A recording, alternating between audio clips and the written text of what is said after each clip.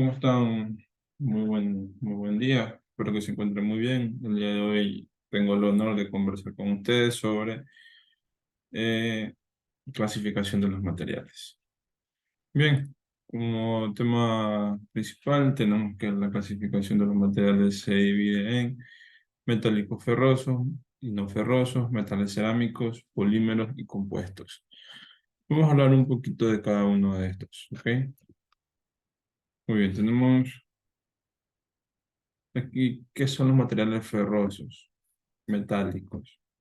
Los materiales metálicos son sustancias inorgánicas que están compuestas de uno o varios elementos metálicos, los cuales se obtienen por un procesado de materiales con compuestos metálicos. Estos los encontramos presentes en la naturaleza. Un ejemplo sería el hierro, el acero, las fundiciones y las ferroaleaciones.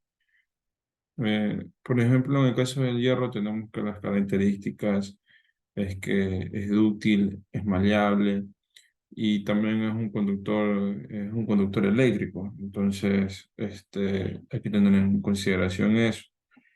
Antes de fundirse, perdón, se reblandece de una manera considerable. De hecho, se puede hacer, pasa a otro estado, ¿no? Su composición cambia, pero ya una vez que se empieza a enfriar, ya regresa, o bueno, pasa a otro estado, ya no vuelve a ser hierro. Muy bien, como siguiente material tenemos los materiales no ferrosos, que son aquellos que están en composiciones, perdón, cuya composición no se encuentra el hierro, o sea, en su forma química, los cuales son el plomo, el cobalto, el cobre, el estaño, el zinc. En el caso de, por ejemplo, el cobre, lo podemos encontrar naturales en la naturaleza, ¿no? Lo mismo el estaño, lo mismo el zinc, el cobalto y el plomo. Es como un tic para reconocer cuándo son ferrosos y cuándo no son ferrosos.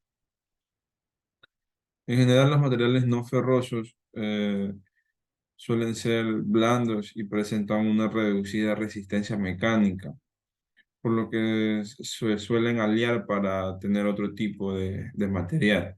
En el caso del cobre, es un buen conductor, pero en ocasiones se realizan aleaciones de cobre para poder tener la conductividad y para poder tener otro tipo de resistencia. Tenemos los materiales cerámicos. Aquí con los materiales cerámicos tenemos bastantes características, como su conductividad, su resistencia mecánica, su resistencia a la temperatura, sus mantenimientos de propiedades mecánicas a altas temperaturas también, su estabilidad química, su resistencia a la corrosión, su amplia gama de cualidades eléctricas, la dureza, bueno, son materiales duros, pero son frágiles.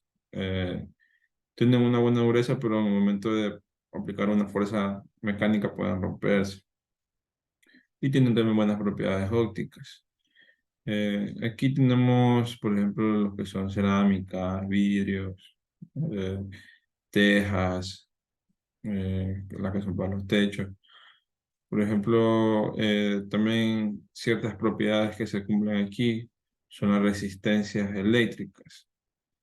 De hecho, estos materiales son utilizados como dieléctricos, por ejemplo, en las líneas de media tensión, se utilizan estos artefactos cerámicos para que puedan aislar el poste y no se aterrice la línea. Entonces son muy resistentes en ese aspecto. Pero su composición básica suele ser la arcilla. A partir de la arcilla, con agua y otro tipo de pronto de químicos, pueden tener distintas propiedades, pero sería básicamente la estructura.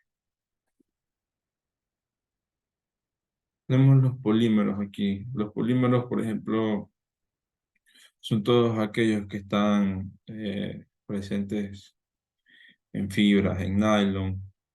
Los polímeros se utilizan prácticamente en todos los sectores industriales por su versatilidad, su facilidad de fabricación, su bajo costo y la resistencia a los factores ambientales. Su elaboración es rápida y sencilla. Tiene Bueno, eso tiene una mala conductividad eléctrica y térmica. Su densidad es muy baja. También tenemos que es resistente a a la humedad de agentes químicos. Aquí en estos polímeros, por ejemplo, también tenemos todo lo que es relacionado casi con el plástico. Entonces, para tenerlo en cuenta. Y finalmente tenemos los compuestos, que son aquellos que deben estar formados por dos o más materiales y se realizan los compuestos. Los componentes de un material no deben disolverse ni fusionarse completamente unos con otros. Deben de fabricarse por medio de mezcla de aquellos de manera que la dispersión de uno pueda efectuar de manera controlada. Y deben dar lugar a una combinación de propiedades que sea superior a sus componentes por separado. Eso se llama el efecto sinérgico. Muy bien, yo les agradezco mucho por haber prestado atención. Tengan muy buen día.